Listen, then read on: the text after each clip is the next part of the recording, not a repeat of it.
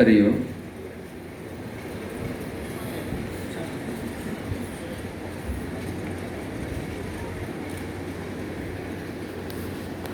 यह अर्थपूर्ण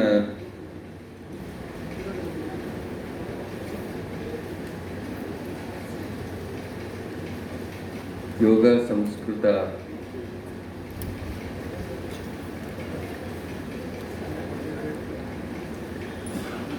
इंटरनेशनल कान्फरेंस उपस्थितियಲ್ಲಿದ್ದು ತಮ್ಮೆಲ್ಲರಿಗೂ ದರ್ಶನ ಆಶೀರ್ವಾದವನ್ನು ನೀಡುತ್ತಿರುವಂಥ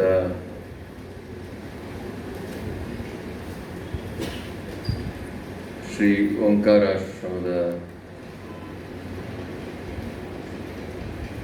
ಪೀಠಾಧಿಪತಿಗಳಾದಂಥ ಪೂಜನೀಯ ಶ್ರೀ ಶ್ರೀ ಮಧುಸೂದಾನಂದ ಪುರಿ ಮಹಾಸ್ವಾಮಿಗಳವರೇ,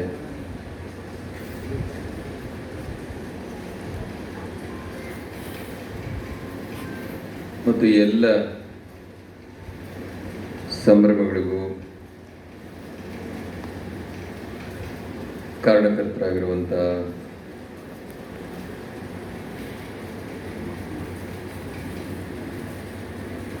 ಯೋಗ ಮತ್ತು ಸಂಸ್ಕೃತ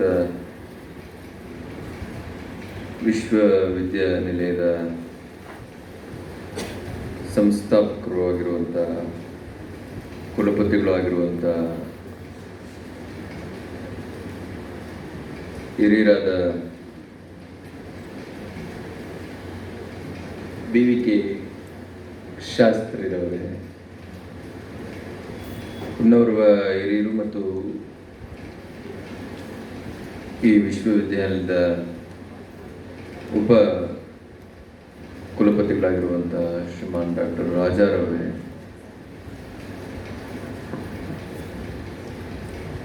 ನಮ್ಮೆಲ್ಲರನ್ನು ಒಂದು ಕಡೆ ಸೇರಿಸಲಿಕ್ಕೆ ಬಹಳ ಶ್ರಮಿಸಿರುವಂಥ ಈ ವಿಶ್ವವಿದ್ಯಾನಿಲಯದ ನಿರ್ದೇಶಕರುಗಳಾಗಿರುವಂಥ ಶ್ರೀಮಾನ್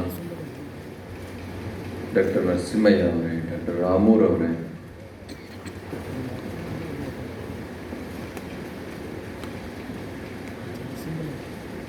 ಈ ವಿಶ್ವವಿದ್ಯಾಲಯದ ಒಟ್ಟಿಗೆ ಮೂಲ ಕಾರಣಕರ್ತರಾಗಿರುವಂಥ ಶ್ರೀಮಾನ್ ಕಶ್ಯಪ್ರವರೇ, ಮತ್ತು ಇವತ್ತು ಬಹಳ ಜನ ವಿವಿಧ ಕ್ಷೇತ್ರಗಳಲ್ಲಿ ಬಹಳ ದೊಡ್ಡ ದೊಡ್ಡ ಸಾಧನೆಗಳನ್ನು ಮಾಡಿರುವಂಥ ಮಹನೀಯರು ಆಗಮಿಸಿದ್ದಾರೆ. ಹಿರಿಯರಾದ ವೆಂಕಟಪ್ಪನವರು, ಶ್ರೀಮಾನ್ ಓಂ ಪ್ರಕಾಶ್ ರವರು, ಖ್ಯಾತ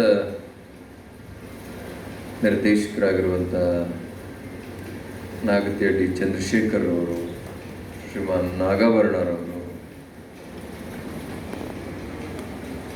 ಸಹಕಾರಿ ರಂಗದಲ್ಲಿ ಬಹಳ ದೊಡ್ಡ ಸೇವೆಯನ್ನು ಸಲ್ಲಿಸ್ತಾ ಇರುವಂಥ ಶ್ರೀಮಾನ್ ರೆಡ್ಡಿರವರು, ಕೃಷ್ಣರವರು,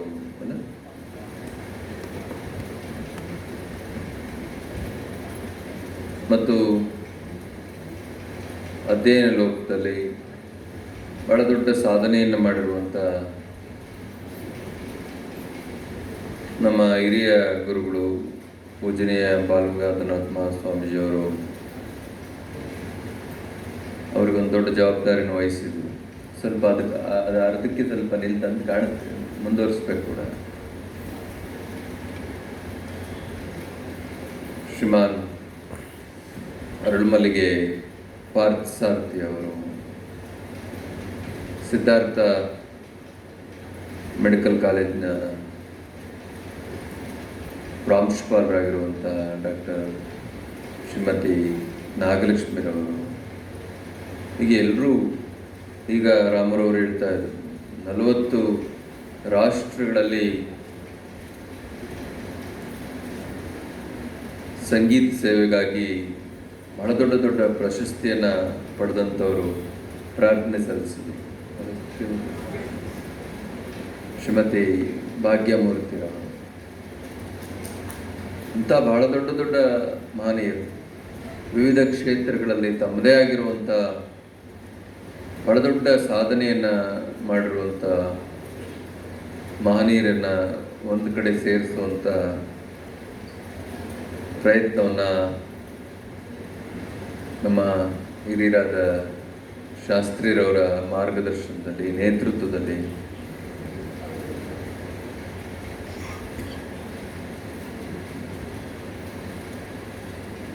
ಅವರ ಸಾವರ್ತಿಗಳಾಗಿರುವಂಥ ನಮ್ಮ ನರಸಿಂಹಣ್ಣ ಅವರು, ರಾಮುರವರು, ಕಶ್ಯಪ್ರವರು ಎಲ್ಲರೂ ಸೇರಿಕೊಂಡು ಬಹಳ ದೊಡ್ಡ ತಂಡನೇ ಇದೆ.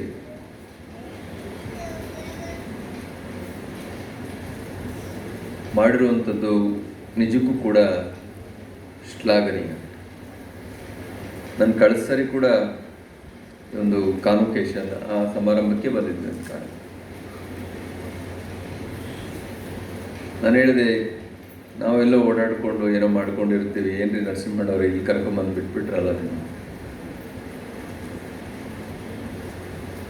ಮತ್ತು ಇಲ್ಲಿ ಬಂದಂಥವರ ಸಾಧನೆಯನ್ನು, ಅವರ ಅಧ್ಯಯನವನ್ನು ನೋಡಿದಾಗ ಬಹಳ ಆಶ್ಚರ್ಯ ಆಗಿದೆ. ಇಂತಿಂಥ ದೊಡ್ಡ ದೊಡ್ಡ ವಿದ್ವಾಂಸರು ಈ ಸಂಸ್ಥೆನಲ್ಲಿ ಯಾವ ಫಲಾಪೇಕ್ಷೆಯೂ ಇಲ್ಲದೆ ಕೆಲಸ ಮಾಡ್ತಾ ಇದ್ದಾರಲ್ಲ, ತಮ್ಮ ಕೈಯಿಂದ ದುಡ್ಡು ಹಾಕ್ಕೊಂಡು ಸಮಯವನ್ನು ಹಾಕಿ ಎಲ್ಲ ಶ್ರಮವನ್ನು ಹಾಕಿ ನಮ್ಮ ಸಂಸ್ಕೃತಿಯನ್ನು, ಈ ದೇಶದ ಪರಂಪರೆಯನ್ನು ಎತ್ತಿ ಹಿಡಿಬೇಕು ಹಾಗೆ ಅಂತೇಳಿ ಆರ್ನಿಶಿ ದುಡಿತಾ ಇದ್ದಾರಲ್ಲ ಹಾಗೆ ಅಂತೇಳಿ ತಿಳಿದು ಬಹಳ ಸಂತೋಷ ಆಯಿತು ಮತ್ತು ಹೆಮ್ಮೆನೂ ಕೂಡ ಅನ್ನಿಸ್ತು. ಧರ್ಮದ ಕೆಲಸವನ್ನು ಮಾಡೋದು ಅಷ್ಟು ಸುಲಭ ಅಲ್ಲ. ಬಹಳ ಅಡಚಣೆಗಳು ಬರ್ತಾವೆ ಮತ್ತು ಧರ್ಮ ಅನ್ನುವಂಥದ್ದೇ ಬಹಳ ಸೂಕ್ಷ್ಮ. ಈಗ ಮಾತನಾಡ್ತಾ ಹೇಳ್ತಾ ಇದ್ದಾರೆ, ಯೋಗ ಅಂದರೆ ಏನು? ನಾವು ಯೋಗ ಅಂದರೆ ಯೋಗಾಸನ ಮಾಡೋದು. ಶಾಸ್ತ್ರಿಯವರು ಹೇಳ್ತಾರೆ, ಯೋಗದಲ್ಲಿ ಎಷ್ಟು ವಿಧಗಳಿದ್ದಾವೆ, ಒಂದೊಂದು ಯೋಗದ ವ್ಯಾಖ್ಯಾನಗಳೇನು, ವಾಗ್ ಯೋಗ ಅಂದರೆ ಏನು ಅಂದರೆ ಶಾಸ್ತ್ರದ ಆಳಕ್ಕೆ ಇಳಿದು ನೋಡಿದಾಗ ಅದೆಷ್ಟು ಸರಳ ಇದೆ. ಮತ್ತೆ ಕೊನೆಗೇನು ಇದರ ರಿಸಲ್ಟ್ ಆಗಿ ಅಂತ ಹೇಳಿದ್ರೆ, ಫಲಿತಾಂಶ ಆಗಿ ಅಂತ ಹೇಳಿದ್ರೆ ಭಗವಂತನನ್ನು ಸಂಧಿಸುವುದು. ಅದಕ್ಕೆ ಪೂರಕವಾಗಿ ಇಷ್ಟೆಲ್ಲ ವ್ಯವಸ್ಥೆಗಳನ್ನು ನಾವು ಮಾಡಿಕೊಂಡು, ನನ್ನ ಕಳೆದ ಬಾರಿ ಬಂದಾಗ ಕೂಡ ಅದನ್ನು ಚರ್ಚೆ ಮಾಡಿದ್ದೆ ಅಂತೇಳಿ ಕಾರಣ. ನಮ್ಮ ಹಳ್ಳಿಗಳ ಕಡೆ ಹೇಳ್ತಾರೆ ಮುಕ್ತರು, 84 ಲಕ್ಷ ಜೀವರಾಶಿಗಳಲ್ಲಿ ನೊಂದು ಬೆಂದು ಕೊನೆಗೆ ಭಗವಂತನ ಹತ್ರ ಹೋಗಿ ಪರಿಪರಿಯಾಗಿ ಬೇಡ್ಕೊಂಡ ಮೇರೆಗೆ ಭಗವಂತ ಬಹಳ ದಯೆ ಇಟ್ಟು ಈ ಮನುಷ್ಯ ಜನ್ಮವನ್ನು ನಮಗೆ ಕರುಣಿಸಿದ್ದಾನೆ. ಬೇಡ್ಕೊಳ್ಬೇಕಾದ್ರೆ ಏನು ಆಮಿಷ ಹೊಟ್ಟಿದ್ದೀವಿ ನಾವು ಭಗವಂತನಿಗೆ ಹೇಗೆ ಅಂತ ಹೇಳಿದ್ರೆ,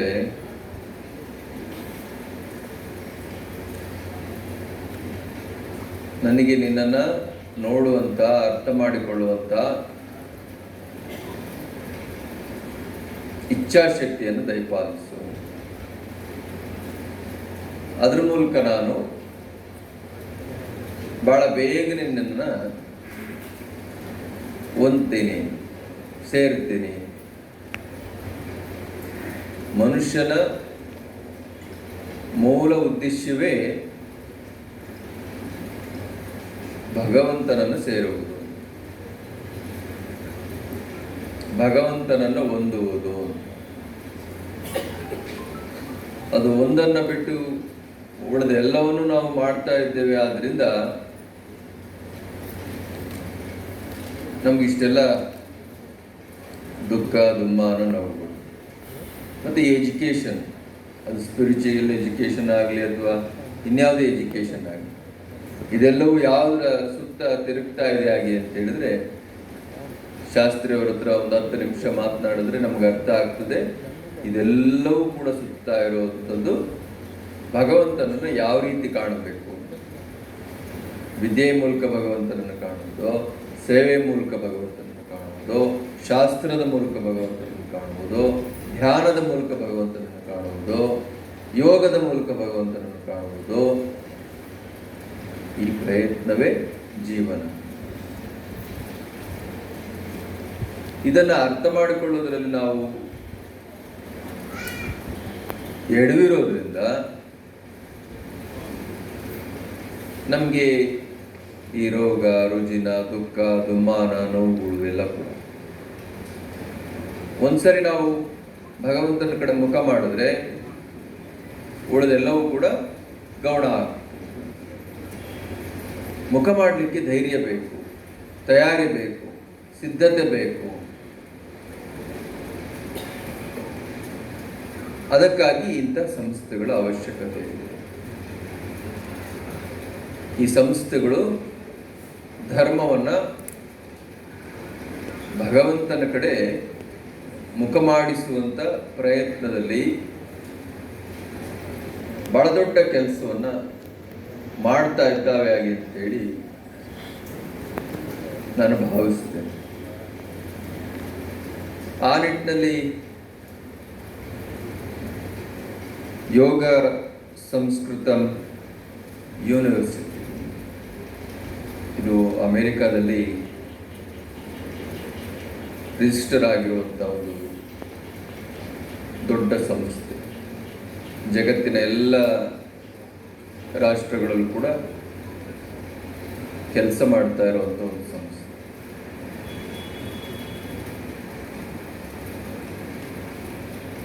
ಇದರ ಮೂಲ ಉದ್ದೇಶವೇ ನಮ್ಮ ಸಂಸ್ಕೃತಿಯನ್ನ, ನಮ್ಮ ಧರ್ಮದ ತಿರುಳನ್ನ ಜಗತ್ತಿನ ಎಲ್ಲೆಡೆ ಕೂಡ ಪಸರಿಸಬೇಕು, ಹರಡಿಸ್ಬೇಕು, ಮುಟ್ಟಿಸ್ಬೇಕು.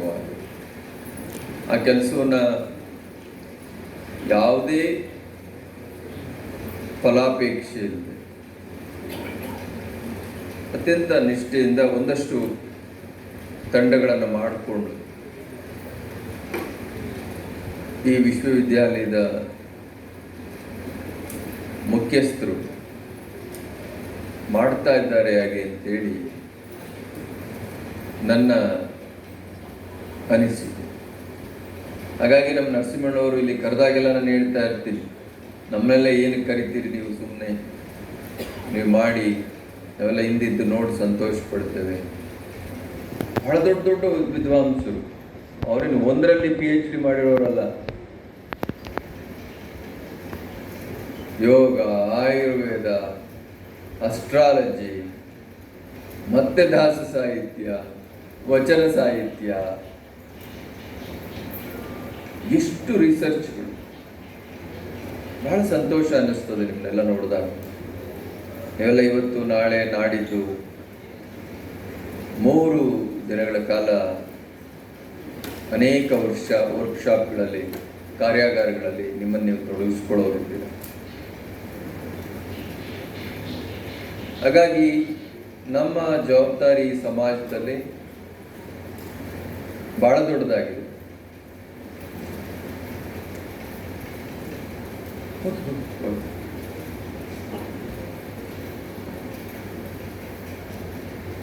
ನಾವು ಒಳ್ಳೆಯ ದಾರಿಯಲ್ಲಿ ನಡಿಬೇಕು. ಸಾಧ್ಯವಾದರೆ ನಮ್ಮ ಸುತ್ತ ಇರುವಂಥ ವರ್ಗವನ್ನು ಕೂಡ ಒಳ್ಳೆಯ ದಾರಿಯಲ್ಲಿ ನಡೆಸಬೇಕು.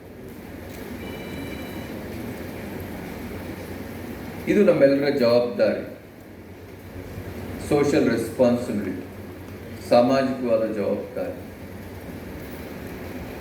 ಅದನ್ನು ನಿರ್ವಹಿಸಲಿಕ್ಕೆ, ಅದನ್ನು ಸರಳೀಕರಣಗೊಳಿಸಲಿಕ್ಕೆ ಯೋಗ ಮತ್ತು ಸಂಸ್ಕೃತ, ನನಗೆ ತುಂಬ ಆಶ್ಚರ್ಯ ಆಯಿತು ಇಷ್ಟು ಚೆನ್ನಾಗಿ ನಮ್ಮ ಶಾಸ್ತ್ರಿಗಳು ಯೋಗ ಅನ್ನೋ ಒಂದು ಪದವನ್ನು ಇಟ್ಕೊಂಡು, ನಾವು ಯೋಗ ಅಂದ ತಕ್ಷಣ ನಮಗೆ ಪತಂಜಲಿ ಮಹರ್ಷಿಗಳು ನೆನಪಾಗ್ತಾರೆ, ಒಂದಷ್ಟು ಯೋಗಾಸನಗಳು ನೆನಪಾಗ್ತವೆ. ಆದರೆ ಆ ಯೋಗ ಅನ್ನುವಂಥ ಒಂದೇ ಒಂದು ಚಿಕ್ಕ ಶಬ್ದವನ್ನು ಇಟ್ಕೊಂಡು ಎಷ್ಟು ಚೆನ್ನಾಗಿ ಅವರು ವ್ಯಾಖ್ಯಾನ ಮಾಡೋದು. ಯೋಗ ಹಾಗೆ ಅಂತೇಳಿ ಸಂಯೋಗ, ನಾವೆಲ್ಲ ಸೇರುವುದು.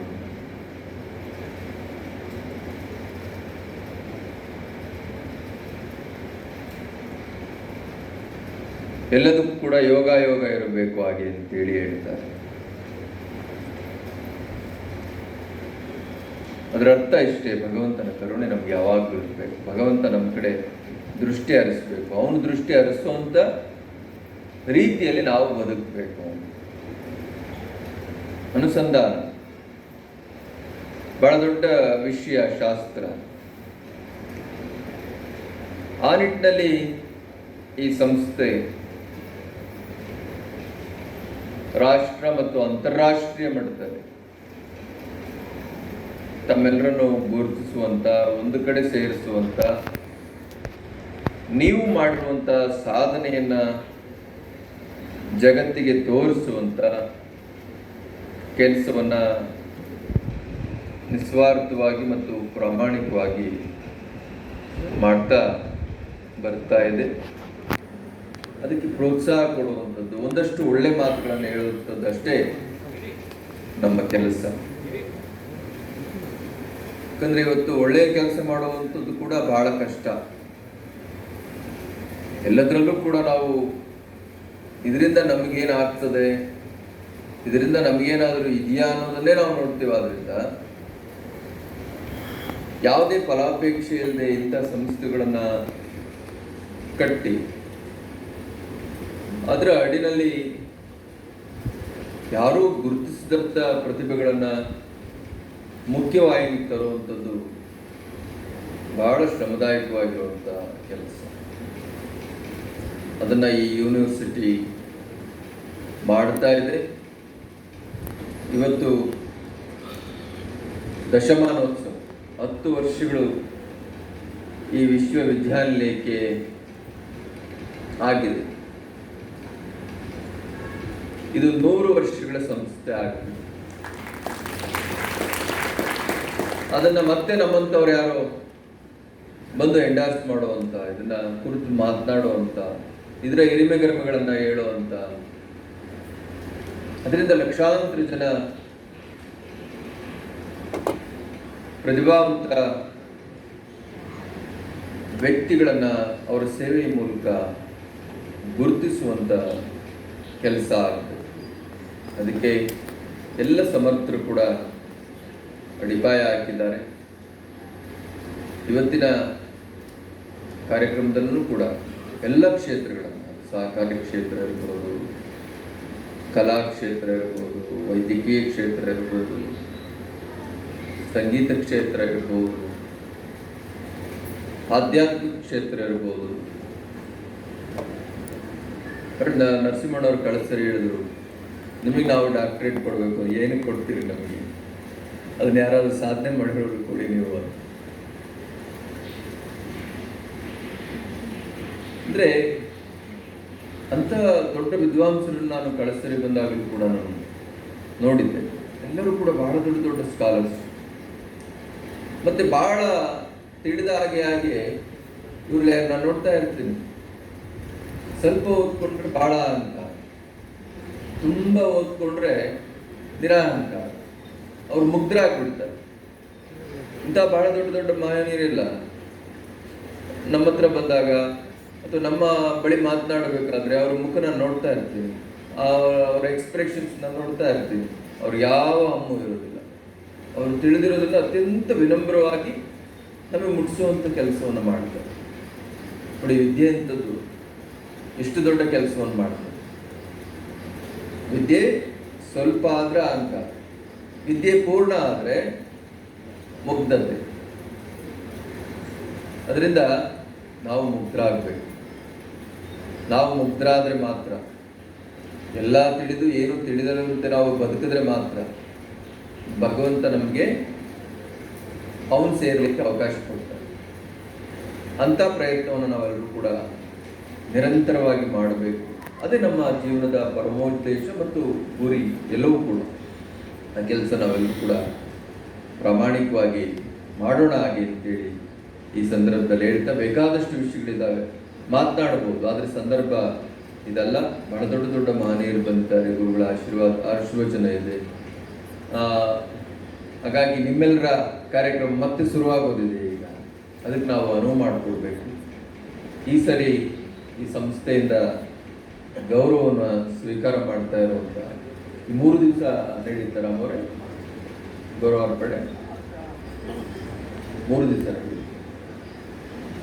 ಆ ಎಲ್ಲ ಮಹನೀಯರಿಗೂ ಕೂಡ ನಾನು ತುಂಬು ಹೃದಯದ ಅಭಿನಂದನೆಯನ್ನು ನಿಮ್ಮ ಜೋರು ಚಪ್ಪಾಳೆ ಮೂಲಕ ತಿಳಿಸ್ತಾ, ಇಲ್ಲಿಂದ ಗೌರವವನ್ನು ಸ್ವೀಕಾರ ಮಾಡಿದಂಥ ಎಲ್ಲ ಮಹನೀಯರು ಅವರವರ ಕ್ಷೇತ್ರದಲ್ಲಿ ಇನ್ನೂ ದೊಡ್ಡ ದೊಡ್ಡ ಸಾಧನೆಯನ್ನು ಮಾಡಿ ಈ ದೇಶಕ್ಕೆ, ಈ ಜಗತ್ತಿಗೆ ಬೇಕಾದಂಥವರಾಗಲಿ ಹಾಗೆ ಅಂತೇಳಿ ತುಂಬು ಹೃದಯದಿಂದ ಹಾರೈಸ್ತೀನಿ.